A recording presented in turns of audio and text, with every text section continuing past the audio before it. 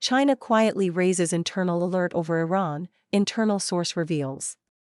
As tensions around Iran mount, the Chinese Communist Party has quietly elevated its internal assessments of Middle East security, even as Beijing avoids public warnings that could disrupt its regional diplomacy, according to sources in China who spoke to the Epoch Times on condition of anonymity.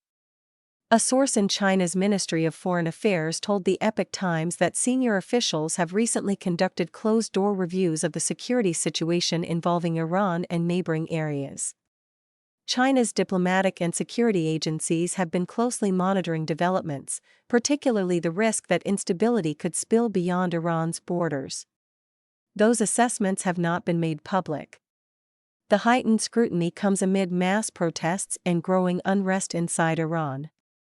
In the wider Middle East, conflicts involving Iranian proxies have spread across multiple flashpoints, including southern Lebanon, parts of Syria, and key shipping lanes in the Red Sea. The United States and allies have maintained a sustained military presence in the region, while several governments have issued warnings to their citizens over security risks. Reassessing China's presence in Iran. For Beijing, the stakes are significant. China has personnel stationed in Iran and nearby countries, long-term energy cooperation projects, and critical shipping routes that could be disrupted by a wider conflict. According to the source in the Chinese Foreign Ministry, these factors have now entered high-level contingency planning. The internal review has focused on several key questions: whether China should continue purchasing Iranian oil under current conditions, whether Chinese-funded projects inside Iran can remain operational, and how evacuation or shutdown plans would be executed if the situation deteriorates rapidly, said the source. The source added that Chinese embassies and consulates across the Middle East have been instructed to increase the frequency of security reporting and maintain continuous monitoring of local developments. At the same time, officials are said to be studying detailed evacuation plans for Chinese diplomats and managers of state-owned enterprises operating in Iran. According to another source in China's diplomatic service, some Chinese institutions with exposure to Iran and neighboring countries have already been asked to reassess risks to overseas staff. Some diplomats and government-dispatched personnel in Iran have reportedly been told by the Foreign Ministry and Chinese embassies to prepare for possible evacuation, while certain Chinese-backed projects have been put on hold. Companies involved in Iran-related operations have also quietly adjusted staff rotation schedules and living arrangements and stepped up internal safety briefings. None of these measures, the sources said, have been announced publicly. High alert internally, caution externally.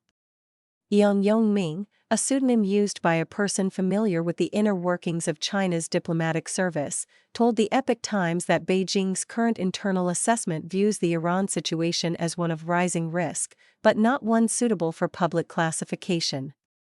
On one hand, relevant departments have moved into a heightened alert posture, advancing contingency planning and resource coordination, Yang said.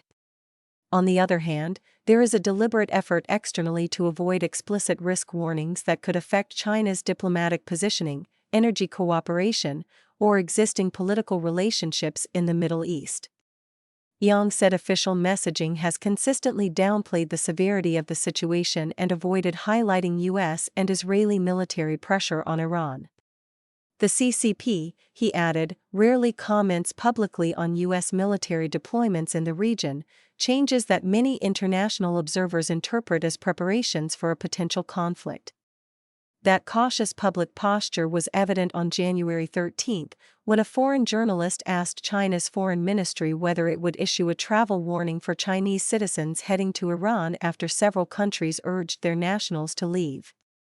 Foreign Ministry spokesperson Mao Ning offered no direct answer, saying only that China was closely monitoring developments and will take necessary measures to protect the safety of Chinese citizens without clarifying whether existing travel advice would change. Political calculation over public warning.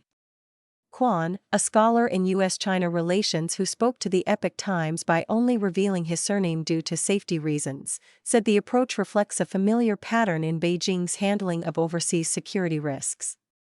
Whether authorities issue a public travel warning is not determined by the level of danger itself, Quan said. It depends on how leaders assess the diplomatic and political consequences. Under this logic, ordinary citizens are not the primary audience for risk information. In his view, the existence of internal emergency preparations is itself an implicit acknowledgement that the situation carries real uncertainty. When contingency plans are activated internally but avoided in public discussion, it often means the risk assessment is already underway and information is being deliberately delayed or selectively withheld, he said. Quan argued that the CCP prefers internal control and post-crisis remediation rather than early transparency that allows citizens to make their own judgments and avoid danger. In that framework, party interests always come first, while ordinary people passively bear the risks, he said. He contrasted the current restraint over Iran with China's swift issuance of travel warnings targeting Japan in November last year, after Japanese Prime Minister Sanai Takaichi made remarks related to Taiwan that sharply strained bilateral ties. The speed and clarity of that response had nothing to do with a sudden deterioration in public safety in Japan, Quan said. It was political. When Beijing wants to send a signal, it does so without hesitation. When it doesn't, no matter how dangerous the situation, it stays silent. According to Quan, the selective release of travel warnings reveals a broader truth about how citizen safety is weighed in Beijing's foreign policy calculations. Warnings are issued not when risk peaks, but when doing so aligns with political interests and external messaging priorities. Wang Xin contributed to this report.